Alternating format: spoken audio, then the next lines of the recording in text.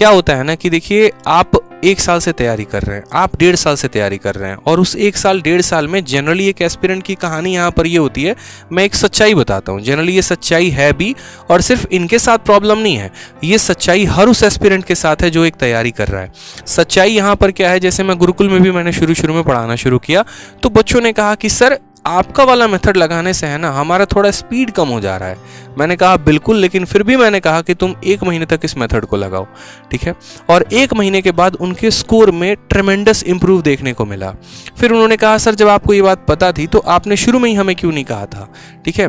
मैंने कहा मैं तुम्हें रीज़न पहले नहीं देना चाहता था, तुम्हें पहले रिजल्ट दिखाना चाहता था कि वाकई में मेरे मेथड से तुम्हारे मार्क्स बढ़ेंगे, ठीक है। लेकिन वो पहले मैं चाह रहा था कि तुम लोग खुद ही मार्क्स यहाँ लेकर आओ और रिजल्ट तुम्हें खुद दिखेगा। वो रीज़न हुआ कैसे, और असल में मेरे मेथड लगाने के बाद बच्चों के कुछ दिनों के बाद रिजल्ट क्यों दिखते हैं और कुछ दिनों के बाद मार्क्स क्यों बढ़ते हैं, इंस्टेंट रिजल्ट क्यों नहीं दिखता है। रीज़न यहाँ पर है, कोई भी बच्चा है कहीं से भी कोचिंग कर रहा होता है, किसी भी टीचर से या किसी भी किताब पढ़ रहा होता है, तो असल में उसने कई सालों के अंदर, जैसे कोई 1 साल से तैयारी कर रहा है, कोई 1.5 साल से तैयारी कर रहा है, तो उसने जो अपनी प्रैक्टिस बना रखी है ना वो उन मेथड्स पे बना रखी है।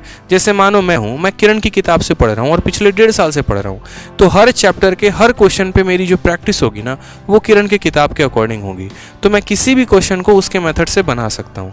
बट यहाँ पर बात आती है कि क्या वाकई में मेरा सिलेक्शन उस मेथड से होगा, तो नहीं होगा। क्यों नहीं होगा? क्योंकि मेरे मेंस में आएंगे 100 सवाल और मेरे पास होगा 120 मिनट, यानी यहाँ पर मुझे काफ़ी कम समय मिलेगा उन सवालों को सॉल्व करने का।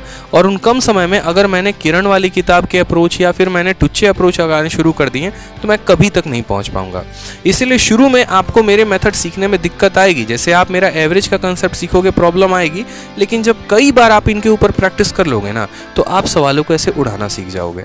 जैसे मैं मेंस के बैच में हाइट एंड डिस्टेंस पढ़ा रहा हूँ, हाइट एंड डिस्टेंस में मुझे पता है यहाँ पर कि बच्चों को प्रॉब्लम आ रही है, लेकिन धीरे धीरे जैसे जैसे लेवल बढ़ता चल रहा है ना तो उनका ये कलम भी उनके हाथ से छूटता चला जा रहा है और उनका पेन फ्री आदत होता चला जा रहा है। तो ये अभी आपको शॉर्ट टर्म में फ़ायदा नहीं देगा, लेकिन लॉन्ग टर्म में बहुत ज़्यादा फ़ायदा देगा। एक वीडियो देख के 2 कंसेप्ट सीख के और सिर्फ उस सवाल को 2 बार 3 बार लगाओगे फ़ायदा नहीं होगा।